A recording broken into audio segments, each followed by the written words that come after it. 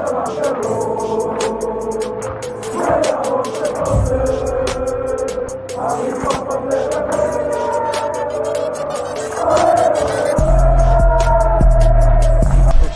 out to Kopish. Shout out to Kopish, guys. Keep all the good work the up. two legends, Emil Heskey, Howard Gill.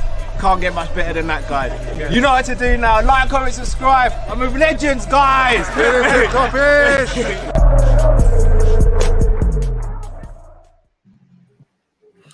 Good evening, lovely people. It is Tuesday, the 19th of January, and we are absolutely buzzing. Absolutely delighted to have a Kickin It Wit Kop-ish special, but this is not just any old Kickin It Wit Kop-ish. This is Kickin It Wit Kop-ish with ex-Liverpool goalkeeper, the one, the only, Chris Kirkland. Chris, welcome to the show.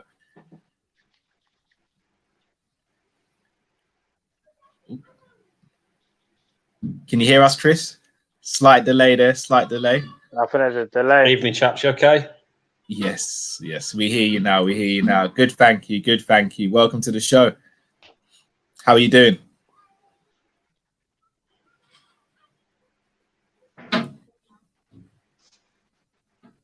Can you hear us, Chris? Major delay. Thanks for having me. Yeah. I'm good. Yeah. Busy day today. Been doing a few. Yeah. Can you hear us, Chris? Is there a delay?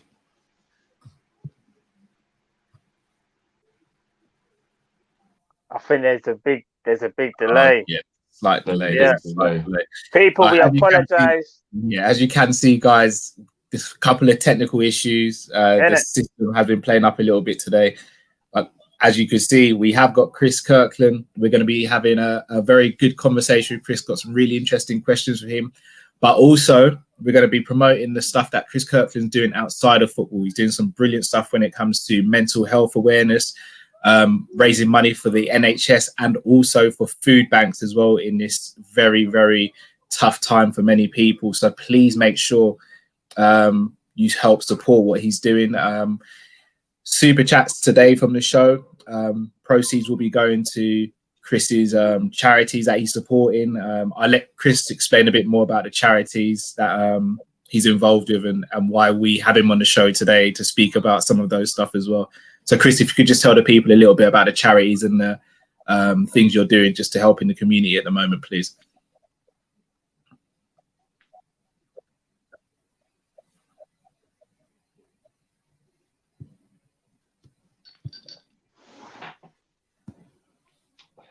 Can you hear us, Chris? Chris, can you hear us? I have just got you now. Yeah, sorry, it keeps buffering in and out. I don't know what's. I don't know if it's my connection up here. The weather's terrible outside. We've got a storm up here at the minute in the northwest. I don't know if that's having something to do. I don't know if that's having something to do with the connection. Yeah, we've got storm coming down here on the way as well. I'm just telling the people some of the great things you're doing outside of football. If possible, if you could just explain to them what you're doing, Chris, so they know a bit more about it. Yeah, so we're doing. So I'm involved heavily with the Liverpool Foundation, which we do a lot of work in the community. They run about 26 different projects all over Merseyside, whether it's to do with knife crime in at schools. Obviously, we were going into schools before lockdown. That stopped at the minute, but they run all football projects, employability programs, food banks, all stuff over Merseyside that we're involved in. So delighted that I've joined them now on sort of like a part-time basis. Looking forward to doing that. I do a lot with Walking's Brilliant as well. There's a few ex-footballers. Mark Crosley first started it off. He found himself out of work for the first time in 33 years, and somebody said to him, "Come for a walk," and he's never stopped. And he come up with the phrase "Walking is brilliant." Rang me up, knew I did a lot of walking with my dog, and always have done. It's been a big release for me over the years after football matches, just to go out on long walks. I think we're seeing the benefit of it now during lockdown. There's a lot more people out. So do a lot with that. We're going to be doing a lot for mental health charities.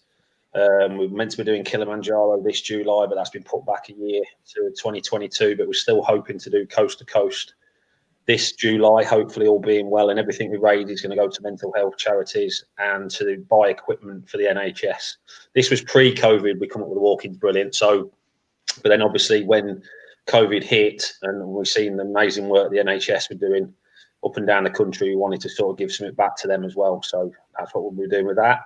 Yapper app is going well. A lad called Jack Knowles got in touch with me now. It's about 4 years ago when my story first came out and said, look, I've got an idea for an app. It's no likes, there's no photos. It's just pure about how you're feeling on the day. You know, there's no bullying on it. There's no anything like that, abuse or anything. And we're just about to launch a new update. Well, 2 new updates are coming out in the next couple of months, which are going to take it to the next level. So we're looking forward to that. So yeah, quite busy. I was in it, Colne FC, doing part-time goalkeeping in the non-league, but obviously that's all stopped now. We're actually in the same league as Marine were, that just played Spurs the other day. So we were sitting top of that league, which is unfortunate, but we totally understand football is not important at the minute. It's bad saying that, but with everything going on in the world, you know, COVID's obviously trying to get this under control and get back to some kind of normality is the most important thing. So we understand that that's been shut down for now, like a lot of things have. And yeah, just trying to keep as busy as we can, but it's tough, and it's so tough during these days and the times we're living at the minute. You know, it's a real frightening time. So you've got to try and keep yourself active, you know, keep your exercise up and keep talking, you know, doing these podcasts like we're doing now is keeping us busy as well, which is brilliant. Yeah, well said, Chris. I've got a couple of super chats from Dinesh. Evening, gentlemen. Great day today. John Conway, good evening, guys. Just to let you know, guys, proceeds of this show will be going to support some of the charities that Chris is supporting. So please do donate kindly tonight, please, guys. Promo, mental health is real. Shout out to Kopish and Chris. Mental health is real. Chris, we're going to revisit the charity stuff shortly, but I just want to ask you some of your questions about your career. Obviously, you being a Liverpool fan, we're all Liverpool fans, as you can obviously see. Just want to start off by asking. Liverpool signed you from Coventry. You're brought in at the same time pretty much as Jerzy Dudek, and you replaced Sander Westerveld. At the time, you cost £6 million, which was big money, but you also came with a big reputation. As a young player, not just a young player, young goalkeeper, what was that feeling like when you got the phone call, and how daunting was it potentially joining Liverpool at such a young age? Well, I mean, my first game was when I was 7 years old up to Anfield. My dad used to take me up from Leicester. I've always been a Liverpool fan. Most of my family were Leicester, but I seen the red candy kit when I was about 5 years old, 6 years old. Always supported Liverpool. So we used to travel up. Yeah, we used to travel up on the bus from Hinckley. Used to set off at 6 in the morning, get up to Anfield for about 12, soak up the day, watch the game, get home about midnight. And it was the longest, but the best days ever. And it was obviously standing in the Kop in them days.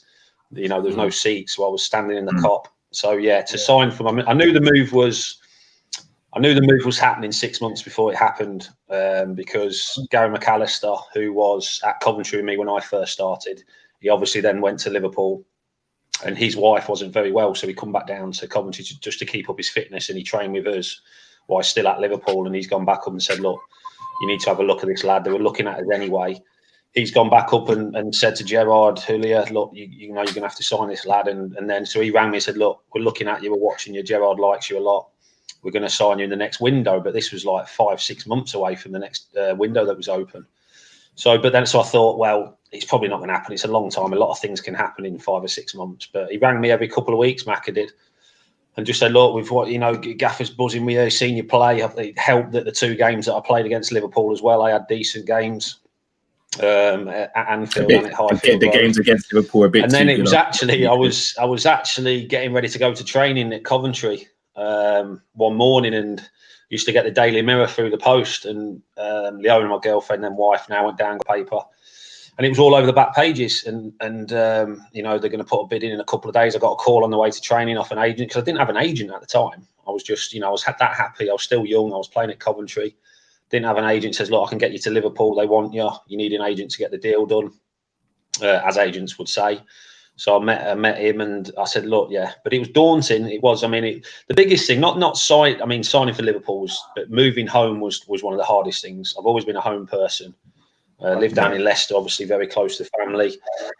But moving up to Liverpool, I think it was made easy because I had my girlfriend and Leo and my wife now. I mean, obviously, we moved up together. She's from Scotland, moved down to me in Leicester, and then we moved to Liverpool together. So that made it a lot more easy for me. I think if I'd have been in the flat or whatever, or if probably worse, if I'd have gone in with digs with some of the other lads, I think that could have gone a little bit different. And the trappings of Liverpool, as you say, things could have been a lot more different. But always been settled, and the pressure, I didn't feel any pressure, to be honest.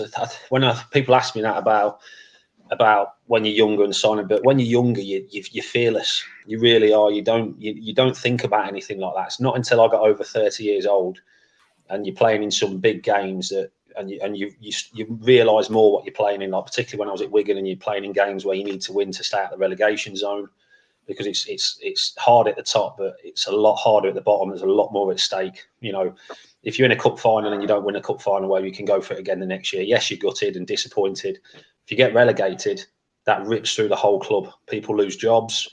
We've seen teams that don't recover. So it was always harder. It's always harder at the bottom. So I didn't feel the pressure at all.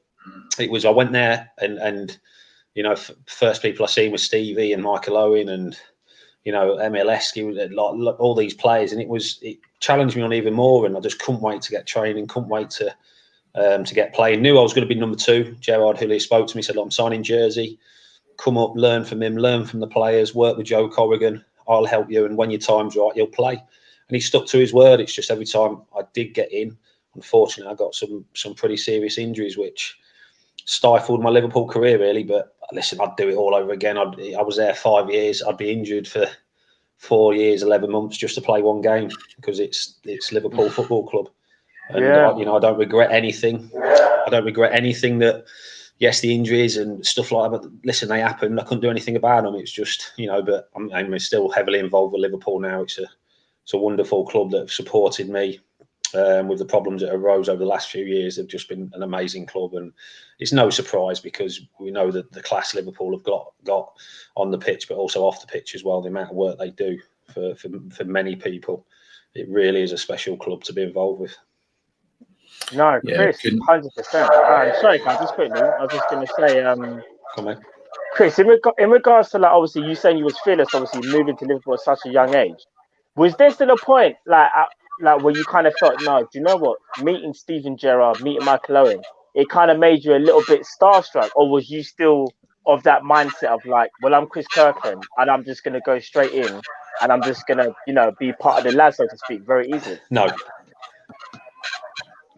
Okay. No, I mean, it was, you know, you're going in, I knew I had to improve. I thought I was fit. I mean, I've always prided myself on my fitness. Let me just do that one sec. I've got to turn my volume down for you. I always prided myself on the fitness.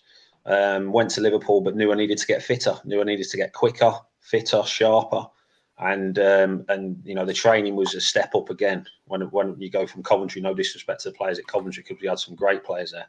But you go to Liverpool and everything is up there.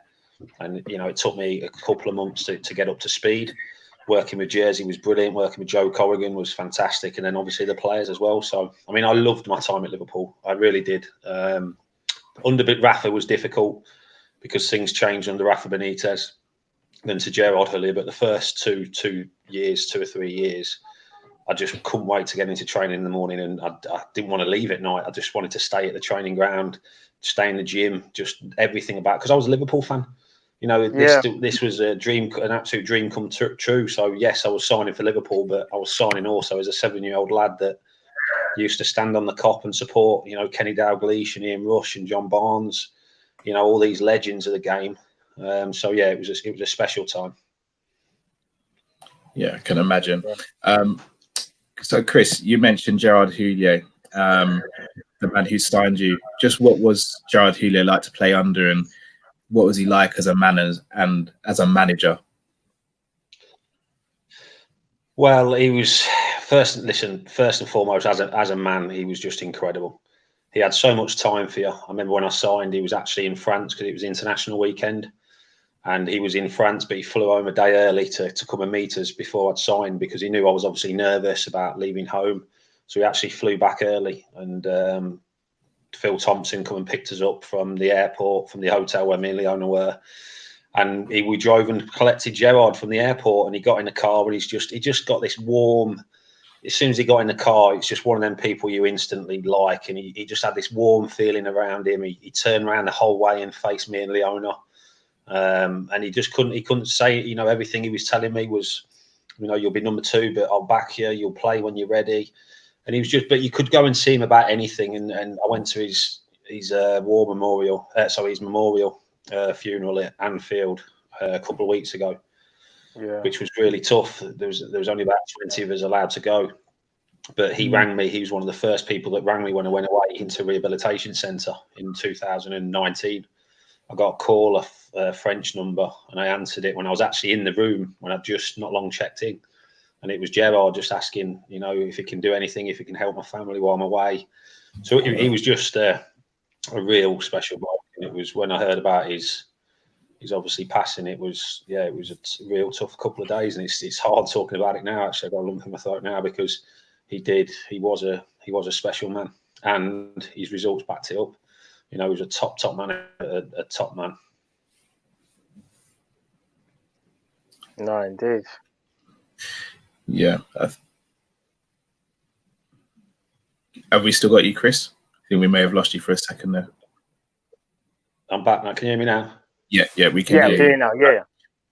Yeah. No, I think everyone who has spoken about Gerard Houllier has probably echoed what you said, and just how much of not just a great manager he was, but just a person in itself as well. Everyone speaks so glowingly and highly of him. So again, just to echo your words, he was a great man, and he's a man that brought the glory, or started to bring the glory days back to Liverpool. I mean, we went on a long drought without him, and when he came in, he started winning things again. So Chris, just want to speak to you about. He changed the philosophy as well. Yeah, he changed. Sorry, mate. No, that's what I was going to ask you. I was going to ask you about the philosophy. So obviously coming from Coventry to Liverpool, as you said, is a big step up. But just what was the culture like then, and what was the sort of camaraderie like in the dressing room? Was it a team that was just full of leaders, or were there people who were sort of coming up together at the same time? At Liverpool or at Coventry? Yeah. Liverpool. At Liverpool. At Liverpool, yeah. I mean, the Gerrard just he changed everything. I mean, the food diet, everything like that. He got rid of butter in the canteen, which a few lads weren't sure about at the time. But the one thing about Gerrard was everything he said. Yeah, everything Gerrard says, he could back it up. And he told you exactly why he believed in what he was telling you. And his meetings and his team meetings, and you were on your edge of your seat, because everything he said, he was just in thought. Everything he said, he'd grip you, absolutely grip you. And you believed every single word he said to you.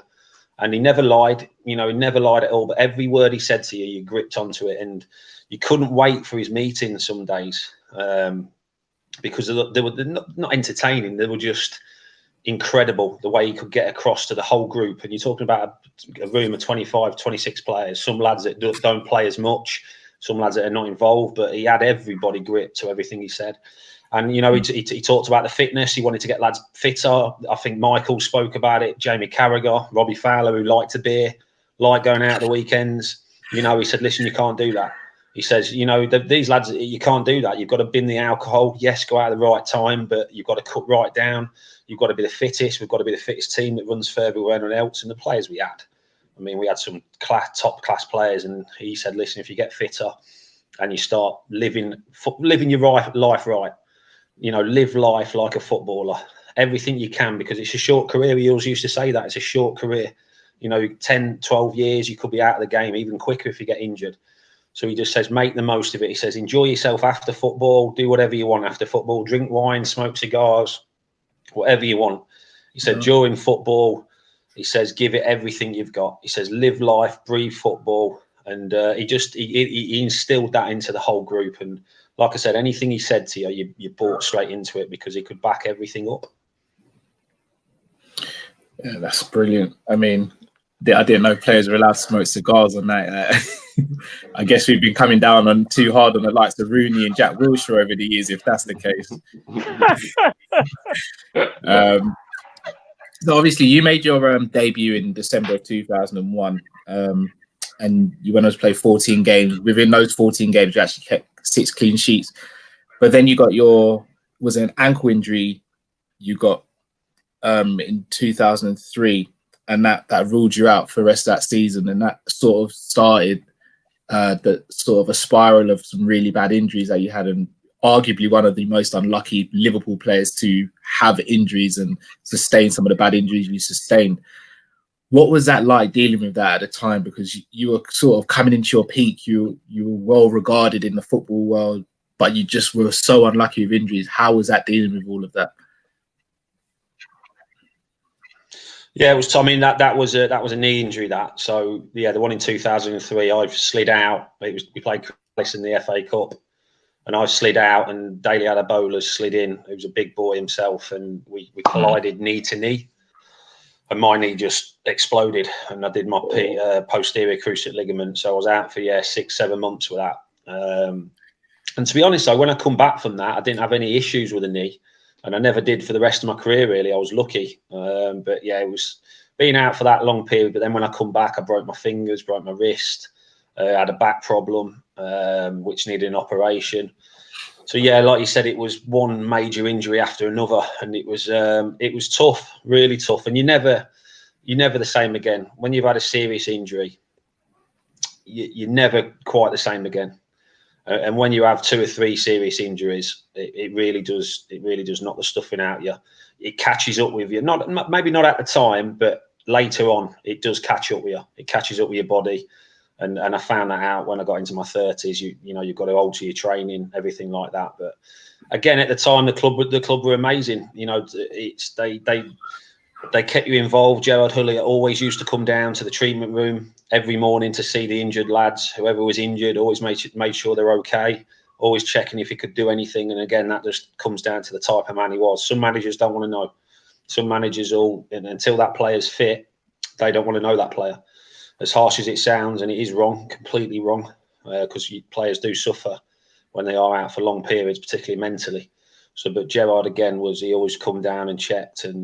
But yeah, listen, I knew my time when Rafa come in. Things changed at Liverpool. Obviously, he tried to change me as a goalkeeper. Didn't want me to catch things. Always wanted me to punch, which wasn't me. Not what I grew up on. Not what got me to Liverpool. Not what got me the reputation that it got me when I was young. So it was always going to go one way, unfortunately, when Rafa come in. And then he said to me, I want a foreign goalkeeper, and you can leave.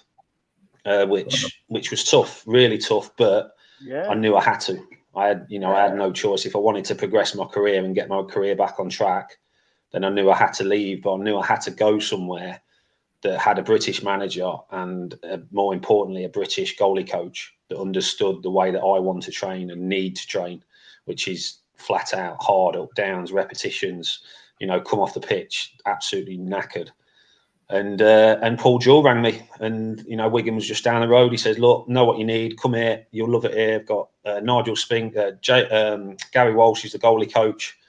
Come here and you'll get your form back." And when I went to Wigan then in 2006 for 3.5 years, everything just clicked, and it was the best I've played during my whole career. That 3-4 year period from 2006 was the best I've played during my career.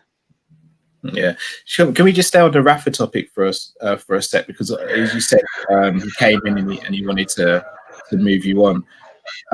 From a fan's perspective, when Rafa came in, we were all really excited because we saw what he did with Valencia, and Gerard Houllier was coming to the end of his tenure, so we knew he was going to move on that summer. Before Rafa turned up, were you excited, and then was it sort of anticlimactic when he came in and he wasn't sort of favourable to you?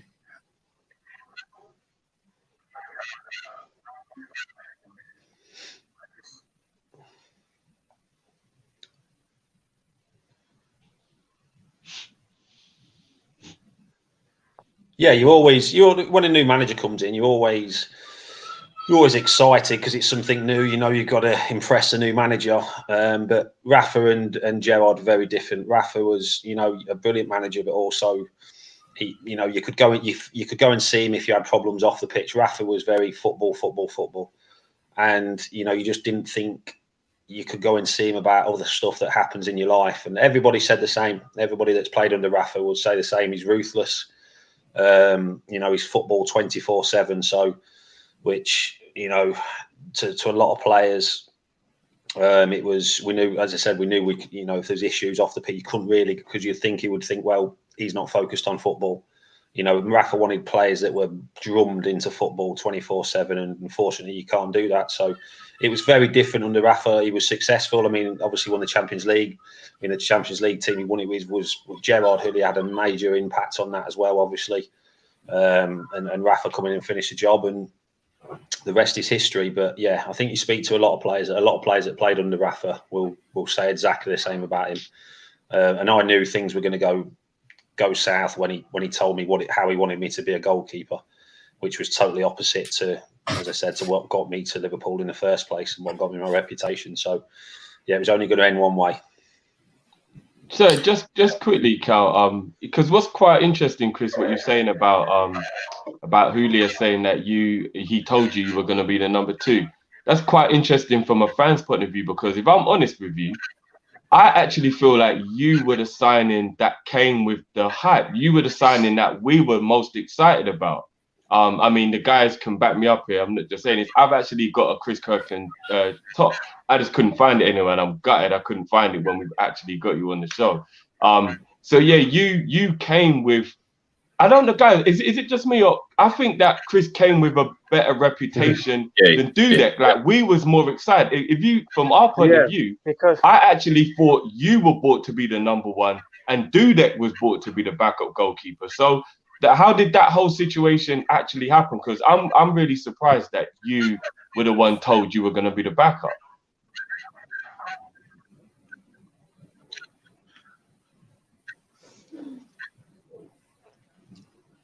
Yeah, well, if it wasn't for the pull of Liverpool, if it wasn't Liverpool, then it wouldn't have happened. It's, I wouldn't have left Coventry at the time for any other team apart from Liverpool. But understood where Gerrard was coming from. Jersey was obviously with Poland at the time. Poland were a very successful team, very strong defensively. And Jersey had that a bit more experience. I mean, obviously the goalkeeper situation at Liverpool was under scrutiny. And I think it was more of a protection thing from Gerrard. He didn't want to throw me in straight there, and then it could, if I didn't start well, or things didn't go well for me, all of a sudden my Liverpool career could have been ended before it started. So it was more of a protection thing, and he said that come in, get yourself properly fit, because I think actually when I went there, I might have just been getting over something when I went there only for a couple of weeks. But then I was fully fit training. But even if I was fully fit. But he said you will be number 2. Learn off Jersey. When your time's right, you'll play. And he was spot on. So I think it was more of a protection thing. But also, listen, Jersey Dudek was a top keeper. He was outstanding, and training with him was an absolute treat for me. He was a gentleman. We used to share a room. He always used to pay the room bill as well, which was great for me. So I just used to order loads of stuff on the room bill, and he used to pay it all. But he was out for 2 years. Jersey was outstanding. He was outstanding. I actually thought, after about 6 months, I thought, I ain't never going to get in here, because he honestly, he was just in training, in games, he was unbelievable. And I thought this is going to be hard to shift Jersey now. But then after the Man U game, remember the Man U game at home, with a couple of mistakes against Man U, and unfortunately Jersey wasn't the same after that, because it obviously really affected him. But yeah, when I got in, Gerrard was true to his word. He said, when you're ready, you'll play.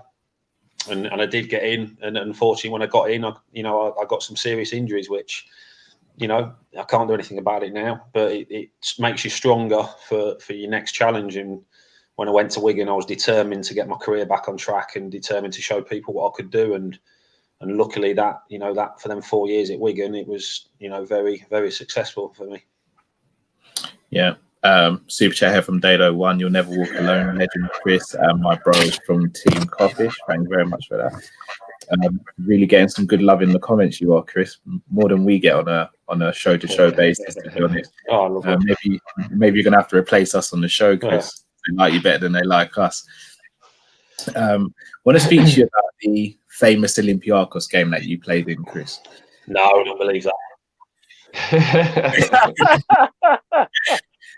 That Olympiacos game was amazing from the fans' point of view. How was it playing in that game, and what was it like when Gerrard hit that ball into the back of the net?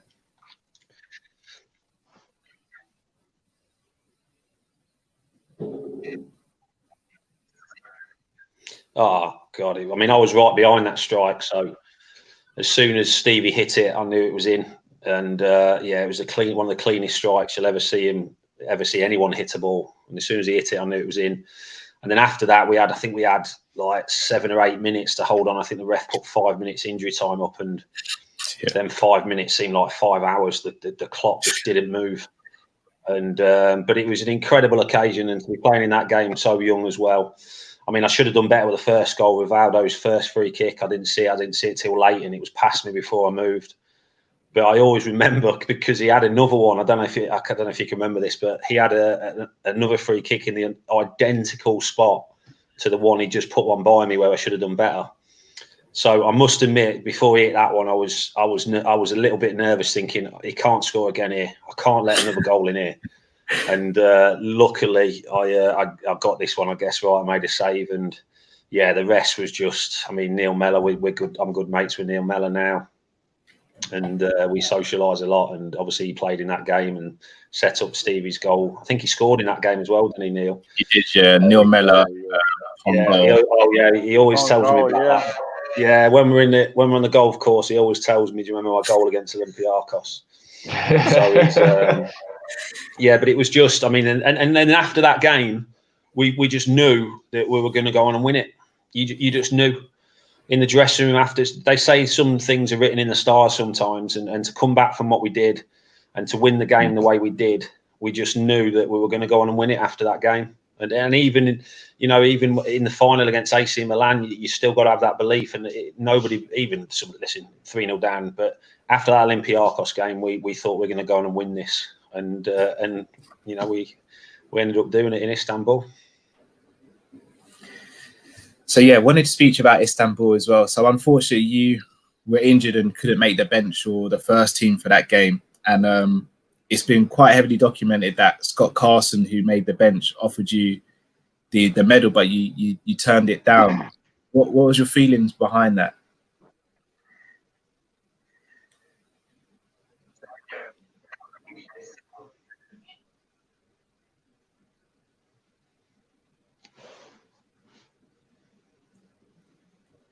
Can you hear us, Chris?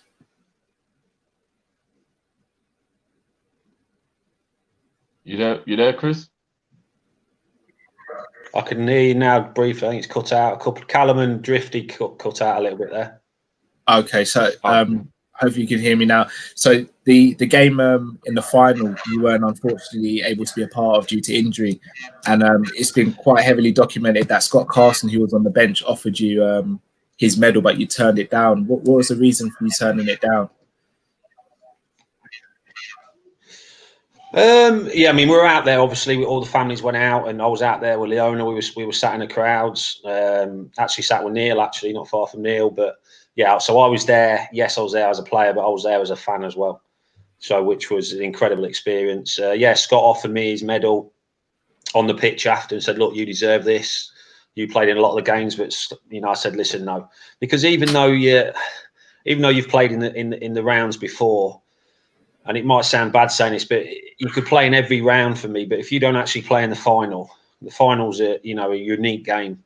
And yes, you could play in a lot of the games before it, but the final for me is the one that, 90 minutes or whatever it is, 120 minutes penalties. So I just didn't feel as though I would, I deserved it, to be honest. I didn't think, because you're not involved in that final game or the semi-final, I just didn't think I deserved the medal. So yeah, but listen, me and Scotty had known each other for years, and we're good friends, so it doesn't surprise me that he did that, because that's the type of lad he is. But yeah, couldn't accept it.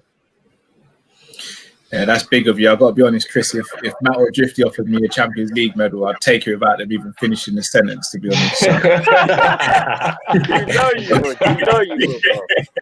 You're better. You would snatch it. I probably would take it about you guys even offering it, to be honest. So you've spoken about Neil Mellor and Scott Carson, saying that you still get on well with both of them. Who would you say was your closest friend from Liverpool, or in football in general? Yeah, definitely Neil Mellor. I mean, when I was struggling, come out and had to come out of football, I spoke to him. We went round his house. He said, "Look, come round." Him and Becky and my wife get on great as well. Going all the way back to Liverpool years. So this is nearly 20 years ago.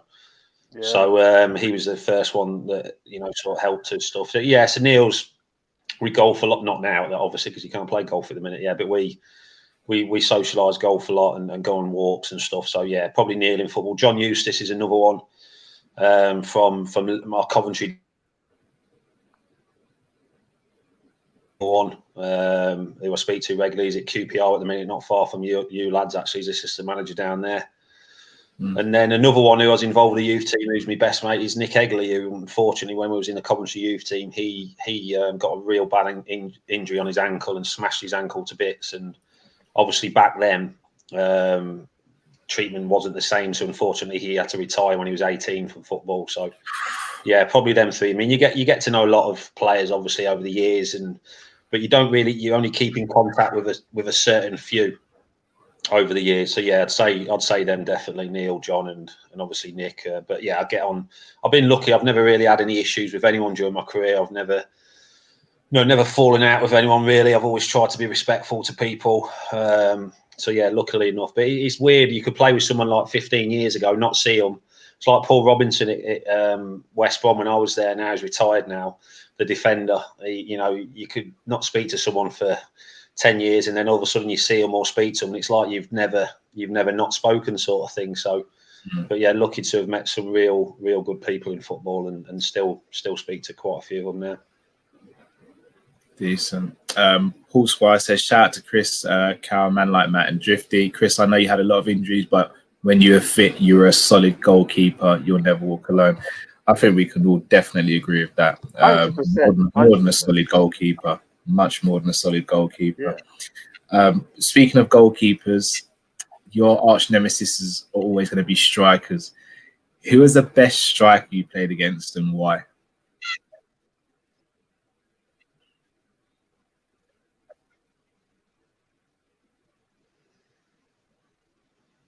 So the best. I mean, I get asked this question a lot, and probably the hardest ones I've faced. The most difficult, Ronaldo, when he was at Man U, was just a nightmare when he played in that front position. He would, there's certain players when you look on the team sheet and you see certain players' names, you think, oh God, you just hope they have a bad off day, or that they hope they get a little niggle in the warm up and don't play. Ronaldo was just on it. Yeah, when he was at Man U, he could just change a game like that. He could score a goal as quick as that. So he was definitely the hardest. Thierry Henry, when he was at Arsenal, he was another one. And then I go back to I call them old school ones, but the old school, like Alan Shearer, he was a handful to play against. And then the one that scared me the most was Duncan Ferguson. And when he was at Everton, oh my God! Yeah. So I remember walking out to a game, and the tunnel at Goodison at Everton, the tunnel is it's about 1 metre wide, so you are literally shoulder to shoulder with the opposition. And I don't know how it worked out, but I'm all of a sudden, I'm a big lad, but I'm stuck to Big Dunk, so I'm looking up at Big Dunk like that because he was taller than me, and he sort of looked down at me and he went, "I'm going to smash you today." So I was still a young kid, so I was like, like that. After about 15 minutes into the game, in fact, it weren't even that. After about 10 minutes into the game, he's a cross he's come in, and I've come and took it, and Big Dunk's just smashed into me and put me on the floor, and it really hurt. And he just stood over me and went, "I told you." And so he was a nightmare to play against Dunk. I must admit, I was actually scared. Yeah, so them four, so Henry, Duncan Ferguson, Yeah, oh mate, he was a nightmare. I mean, you heard the story about Duncan, didn't you? When some lads broke into his house, and instead of doing the normal thing, instead of doing probably the scaredy cat thing and hiding in your bathroom and calling the police, he's flipping chased them outside and dragged them back out the bush and sat on them and waited for the police to come. Yeah, you don't mess with Big Dunk. You really don't. Yeah. As you said, I echo that. When we used to play Everton, Duncan Ferguson was always that one player where you think, oh, for crying out loud, he's going to cause problems. But Chris, let me ask you this though: in training, was there any person in training where you'd be like, oh, do you know what? He's up against me all the time. He literally scores every time. Was that like a Robbie Fowler, Michael Owen, or is there someone that we just don't know who was in training? They used to score past you nearly all the time. Most of them did. most of the players I played with did. No, I mean Michael Owen was in training. Robbie Fowler, probably Robbie. When I first went to Liverpool, he was just. I mean, he just had no back lift. He could just shoot like that, and the ball would be past you before you knew it. So, yeah, I think the most natural finisher that I've head, right foot, left foot was Robbie Fowler. Yeah. Okay. That'll make Cal happy. Yeah. Robbie's my guy, man. Robbie Fowler is my guy. He's the guy, bro. So, Chris, just want to ask you, what was your proudest moment being a Liverpool player and why? Just signing for them, to sign for Liverpool. As I said, I've been stood on the cop when I was 7 years old and being a fan and going up to Anfield. But just nothing will ever be. I get asked this all the time, what's the best moment of your career? And the best moment was signing for Liverpool, without a doubt. Going to Anfield, walking onto the pitch, I went and sat because I was nervous. I was still nervous even before I'd signed. So the chief exec at the time, Rick Parry, says, look, I can tell you're nervous, should we go down to the pitch? So I said, yeah, that'd be great. So me and Rick Parry, the chief exec at the time, went down to the pitch, and I asked him, I said, look, can I go and stand over there? I used to stand there as a kid when I was 7, 8 years old. So I actually went and sat then because there was seats, obviously, when I signed for them. So I went and sat and stood where I used to stand as a kid. And as soon as I did, all the hairs on the back of my neck stood up. And, I could just picture myself as a kid with my dad standing next to me and watching the football. And, I said after that, come on, let's sign, let's get it done. So, signing for Liverpool will never, ever be beat by anything during my career. That feeling must be absolutely out of this world. I'm truly happy for anybody like yourself, Chris, who gets to live that. I cannot imagine the feeling of putting on the shirt for the club I love, and I know that they loved me enough to pick me, and I am now actually going to be a player like that. I can't even put into words thinking about it. So actually experiencing that must just be it must just be an absolute another level.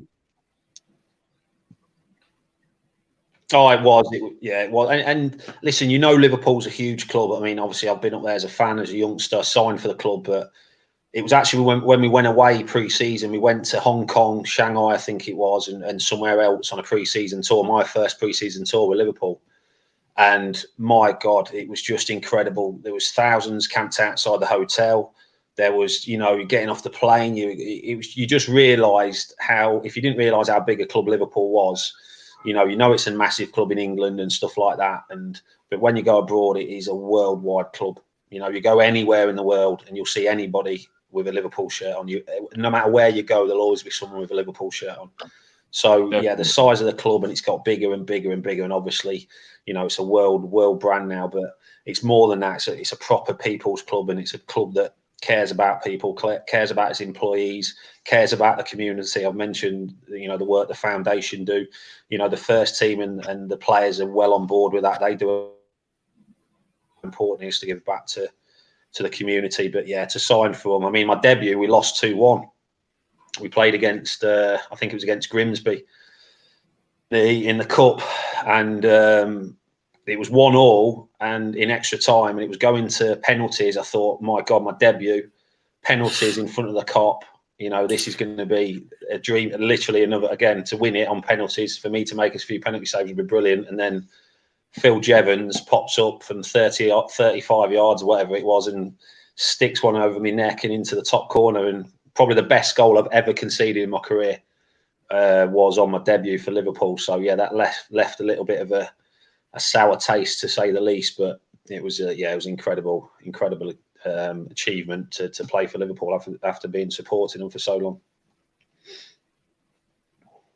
Brilliant, man. Cal, you there? I think Cal's gone as well. I think we lost Cal. I think we lost Cal. It must be the weather. Must be the weather tonight. Yeah, it seems that way. It seems that way. Let me bring up a super chat from Paul Squire. It says, smash that like and donate if you can. The charity goes to Chris. Not only is he an ex-Liverpool player, he's also a Liverpool fan. Show some love. Appreciate that, Paul. And just to say off the back of that wicked super chat from Paul there, yeah, guys, all the proceeds from today's show that you guys kindly are donating are all going to Chris's charity, which obviously we'll talk about again in a bit more detail towards the end of the show. So, and if there's any questions you guys want to ask Chris yourselves, obviously keep them clean. We know what the Kopish community can be like, but keep them clean, guys.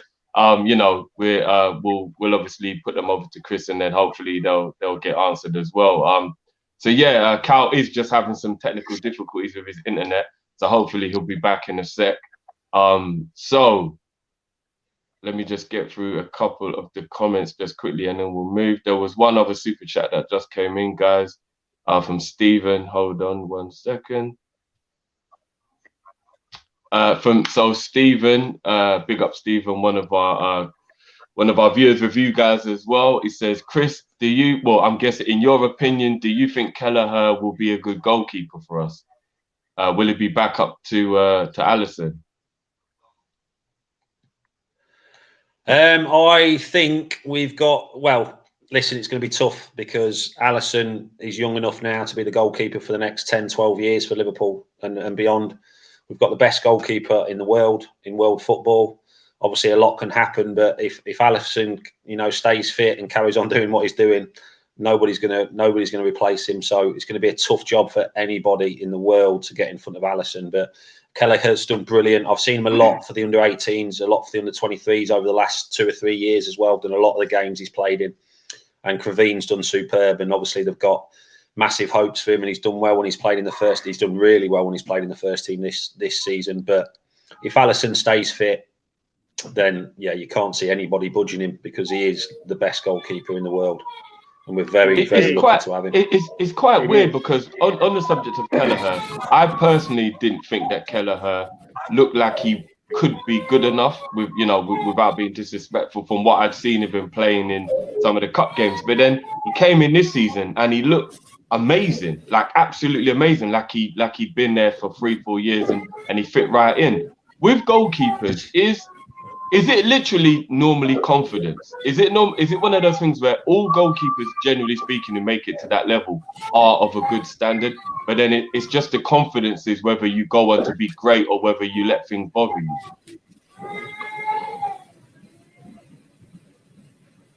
Yeah, I mean, you've made a good. I think with Kelleher as well, with Kravin, he was obviously at the academy. He was still a young goalkeeper, so he was down at the academy a lot. Over the last 12 months, 18 months, he's been with the first team all the time.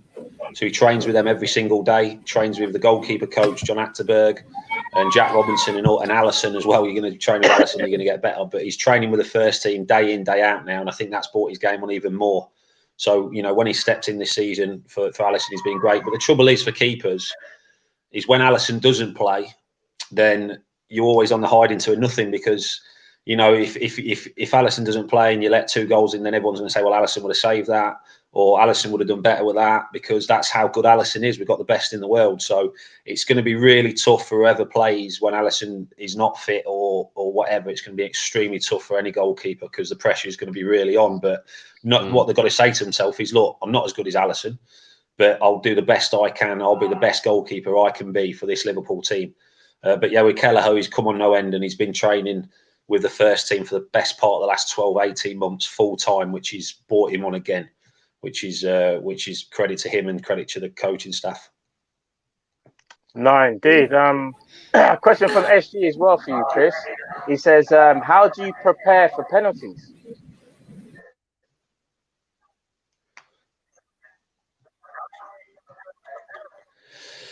Well, I mean, it's changed a lot. I mean, saying that, when I was at Wigan, we used to have the video analyst chap. Obviously, you know the players that you're playing against at the weekend. You look at their penalties, you see which side they prefer to go and stuff like that. So you can get some sort of idea. But listen, if the player hits it hard enough and in the right spot, it's difficult to save unless you go early. But to be honest, a lot of the time, which is probably why I didn't save that many, I just used to guess. So I just used to think, right, guess most of the time, but. Yeah, didn't have too much luck with penalties, and that's probably why. Yeah, I think most of us would be guessing as well. No, fair play. No, because obviously some goalkeepers do have a kind of, as they would say, method to their madness. I say, but I suppose in penalties, he literally is luck of the draw. No pun intended, but you get what I mean.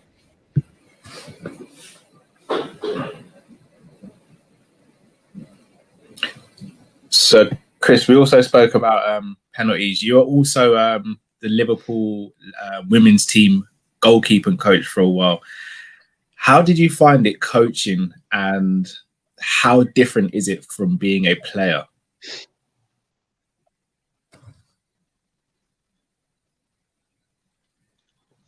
So what was that, mate, about the women's goalkeeper coach? Yeah. How different was it from being a player, and what was it like? Oh yeah, I mean, so it's a lot different. But I try and make it about the goalkeeper. So I try and train them. I mean, obviously I was at Liverpool women's. Neil Redfern rang us up and said, look, at the time I wasn't doing anything, so I was getting bored at home. So he said, will you come in? It was something different. My daughter was heavily involved with the academy. She was a goalkeeper at the academy at the time for the under-12s and under-13s. So, I'd watched quite a lot of women's football. And, the opportunity come at the right time. And I went in, absolutely loved it for 6-8 months. But then, unfortunately, I was missing other stuff, mostly stuff to do with mental health, which I was involved with at the time. So something unfortunately had to give, and it was my role with Liverpool women's. But for 6 months, 8 months, I loved it. It was different, obviously different to training with the men, but they're so professional, the women as well. They want to be better. They work extremely hard. Listen, the game's it's not as quick as the men's game, and it never will be. But they train incredibly hard, so dedicated.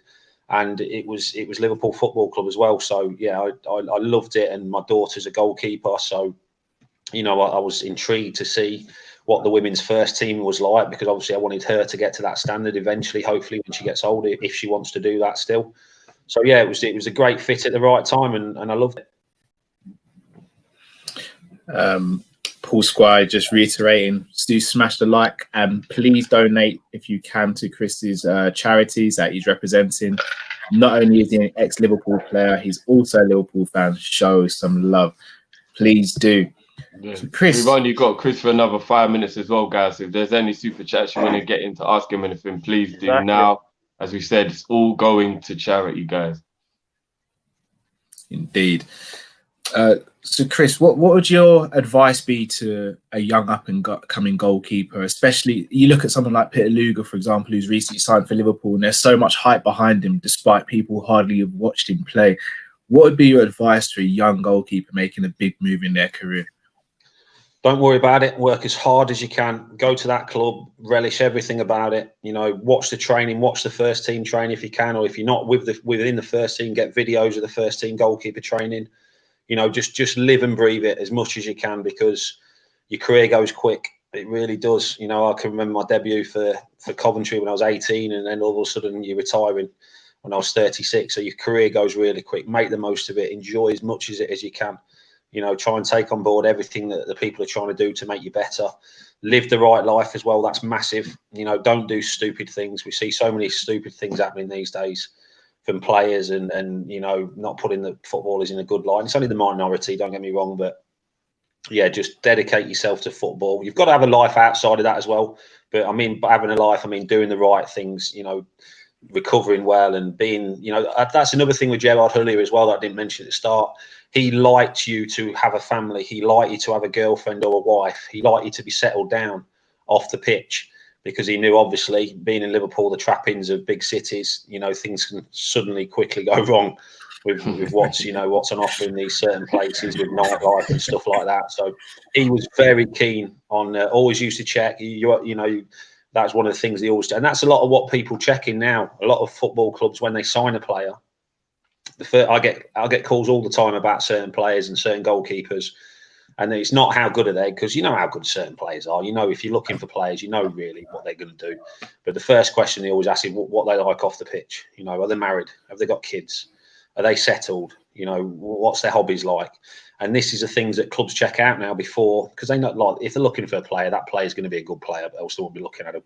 But a lot of things can go wrong when players go to the clubs because of what happens off the field. So, yeah, knuckle down, do the right things, you know, talk to people at the club.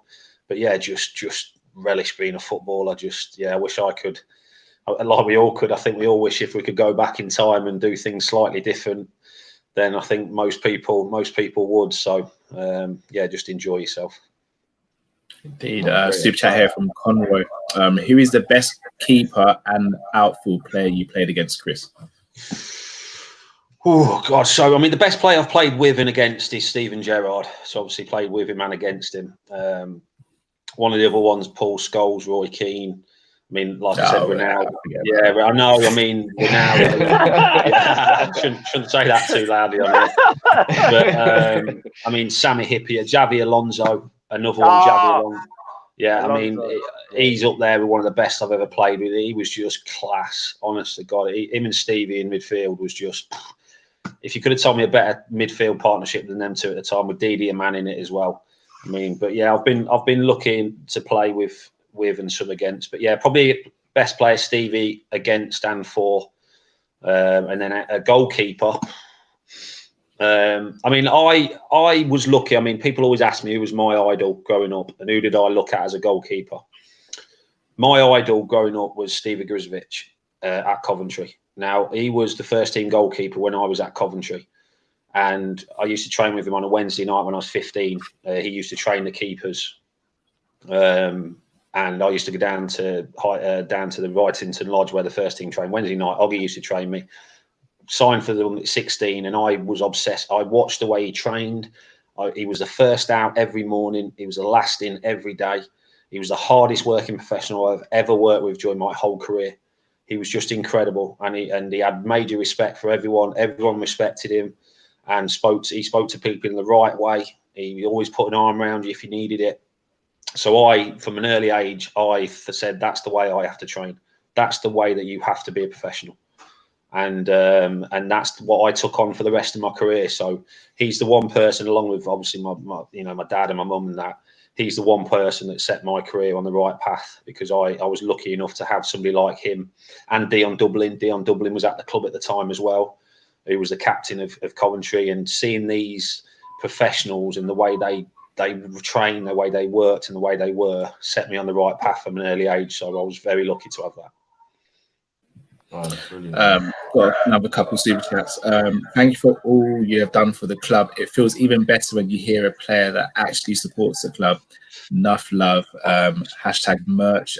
Merchandise is coming very soon. We are coming out with merchandise. Dado1, do you think the club should sign a centre back to aid our title chase? Chris, cheeky question. I know. Now, Chris, before you answer, we know you work for the club, so if you don't answer, we get it. I think, listen, I think we should, but it's easy. I mean, this is what I will say. Yes, I think we should. If the right person's out there, because obviously Joel Matip, he struggles to stay fit to the end of the season. I mean, Gomez and Van Dijk are obviously out for the rest of the season. They're not going to be back. You don't know what can happen. You put in, obviously, the young lads that have come up have done great, and that's what the academy systems are for. It's brilliant to see them young lads coming up. But and this is the thing I'm on about, people say, well, go and sign a centre-back, go and buy him. But that player might not want to come, as ridiculous as it sounds, who wouldn't want to come to Liverpool, but you might get priced out. The club might ask for double what you're willing to pay. So it's not as easy as people think sometimes. It says, well, we need that player, let's go and buy a player, because it's not that easy sometimes. You know, players might not want to move abroad, particularly during this time of COVID. We're in unbelievable circumstances at the minute with COVID. So there's a lot of things that need to fall into place to get the player that you want. But if everything falls into place and Jurgen says, right, I want this defender, or the club says, yeah, I want to go and get this defender, and everything can get agreed and he can come, yeah, I think we need to sign a centre back, definitely. But if it doesn't happen, it doesn't happen, and we have to get on with what we've got. And that's one thing Jurgen's always done. He doesn't harp on about these things. He doesn't go in the press saying, "Oh, I've got no centre backs. My best centre back's injured." He doesn't do that. He does about it calmly, plays the young lads, or goes with what he's got. And at the minute, yes, we're not quite top at the minute, but we're still in a fantastic position. But yeah, it'd be interesting. The next couple of weeks, it'll be interesting whether they do sign a centre back or not. Definitely. Indeed. SG, what's Gerrard like as a captain? Do you remember any incidents or one of his talks to the players, or you specifically? He was just him and Jamie Carragher. Sometimes you didn't want to be actually on the team, because if you lost, you used to get an absolute rocketing. If you played a five-a-side tournament, or even if you had a game of crossbar challenge or whatever it was, just a simple game. If your team lost, yeah, they didn't used to like that. But that was the professionals they were. They demand that they put on a team, but the thing is, they could back it up with their demands. So it's all as though a player demanding off other players and saying you should be doing this, should be doing that, if they're not doing it themselves. Every single day in training, they were the best trainers, day in, day out. Xavi Alonso was another one, day in. But Cara and Stevie, being local lads, being brought up through the youth system. I mean, it says everything you need to know about them players, because to be at one club like they have been the whole career, Jamie and Stephen, to be at Liverpool for your whole career says everything you need to know about that player. You don't stay at a club for sentimental reasons, whatever, if you're not pulling your weight and if you're not performing for your club. Doesn't matter who you are, you'll get let go eventually. But for them to be at a club for that time, I think that says everything you need to know. Indeed. Right. Not going to keep you much longer, Chris. Dado1 says, thanks for today, Chris. True legend. You'll never walk alone. I've got another 10 minutes. And then Samir Taylor said, what was your experience the night of the Barca game? Oh man, so yeah, I was with I took my daughter, obviously she's a big Liverpool fan, she's a goalkeeper. My wife was there, so yeah, it was me, my wife and my daughter at that game, and it was just wow. I mean, it was listen, let's be honest, we had, you thought, right, if we could keep it to 1-0, if we could be 1-0 up at half time, we might give ourselves a chance. But before that game, it's 1 in 100 game coming back from that. But we've seen it over the time. If anyone could have done it, if anyone had any chance whatsoever, it was always going to be us, because of what we've achieved at Anfield on European nights in the past. But that game will never be. If there's a better game at Anfield over the next few years that beats that game, I would be gobsmacked, because it was just, it was emotional. It was, I'm just thinking about it now. It gives me goosebumps and, hairs on the back of the neck again. It was just, and to have my daughter and my wife, sat with me, and every time we scored, we jumped up. Cara was sat next to me as well, so he was on just to my right, and he was up on the tables, like on the press. So the press bit where we sit in the press bit, luckily. Yeah. Because a bit more room for my legs in there. So he was up on the press tables, banging, and it was more entertaining, actually, probably watching Cara for the 90 minutes or whatever it was than some of the game. But it was, it was, to be at that game, it's something I'll never, ever forget. And again, I keep coming back to it. I'm there as a Liverpool fan. Yes, I'm an ex-player, but, I don't play for them anymore. I'm a fan now. Lucky to play for them. But, yeah, to be there as a fan with my family, like I said, if there's a better game ever at Anfield than that over the next few years, then I'd pay good money to see that, definitely. Indeed. I don't think there will be. Vertex said, love from Sweden, you never walk alone. It's Stro said, Chris, legend and a great guy. Salute to you all. Shout out to Stro. Oh, there's Stro there. I got to hello to him. Yeah. Dominic Rich FC, what's your honest opinion on Man City this season? That's a cheeky one, Dominic. We know you're a Man City fan. For real. I mean, I don't think they've never replaced Company. You know, they needed to sign 2 centre backs. I know they've signed Laporte. I think Laporte is a good player, but again, you don't win things. You look at all the the successful teams over the years, and 9 times out of 10, their defence is solid. You go back to Arsenal with their defence. They had Chelsea when they had Terry and Ashley Cole and Peter Cech. Man U over the years, our defence that's won us the league and the Champions League over the last couple of years. You know, you need a solid defence. So John Stones, he's come back strong. Don't get me wrong, he's been brilliant the last few games, but I still think defensively against the top teams, I think they'll get found out, and I think that's what will cost them possibly in the end. But it's wide open at the minute. It's going to go right down to the wire, I think, again, because circumstances. Listen, the biggest thing is we miss fans. Football's not the same at the minute. It's nowhere near the same without the fans. Players respond to fans. Football is about the fans, and unfortunately, we've not got them at stadiums at the minute. And as a player, I speak to players, a lot of the players all the time. It's yes, they love playing and that, but they just say they cannot for fans to be back at football matches. Just to hear that behind you, to give you that encouragement. We've seen that if you played that Barcelona game behind closed doors, Liverpool might have probably lost 2-1 or 2-0 and gone out of the game on 5-0 out or whatever. But the fans got Liverpool through that game. As simple as that. Without the pull of the Kop and Anfield on them nights, fans, that doesn't happen. So the sooner fans can come back, that's what I want to see the most. But it's got to be safe to do so. There's no chance of that. It's probably not going to be this season. It's going to be next season now before fans can safely get into grounds, because that's what we need, when things are safe to do so. But yeah, I certainly can't wait to go to Anfield again. I was thinking about that the other night. There was a game on, just watching it and thinking, I can't wait to be at Anfield, just singing "You'll Never Walk Alone" and watching the players come out. But yeah, these times will happen again. The most important thing at the minute is people stay safe and keep safe. And if they are ill with COVID, hopefully they can recover and we can get these vaccines rolled out as quick as we can and get back doing not just football, but just get back doing normal life stuff, because it's tough, real tough times for everybody at the minute. Indeed. Well, Chris, we're going to wrap up there. We've got to say a massive thank you. It's honestly been an honor to conversate with you, to have you on our platform and our channel. Just before we let you go, please do take this opportunity to promote your charities again and just tell the people how and where they can support those charities, please. Yeah, I mean, obviously you lads have done a great thing. I mean, I get asked, the reason I've started having to do that is because I get asked to do these things all the time, every time, and I do as much as I can, but also then I thought, well, what can I do as well, a bit extra? So obviously I do a lot of stuff in the food banks. I do a lot of packing, and we go into food banks with the foundation. So, going to give a lot of money to local food banks, which is great. Obviously, the walk-ins, brilliant stuff will happen in time, but that's, it's more important the minute to see, and for kids' school food as well, school packed lunches, and, what Marcus Rashford's done is just incredible. And it needs things like this, publicity, social media and everything like that to make things like that happen. So, yeah, for school kids, for foods and for food banks, yeah, they're the main ones that need it at the minute, because I've seen it firsthand.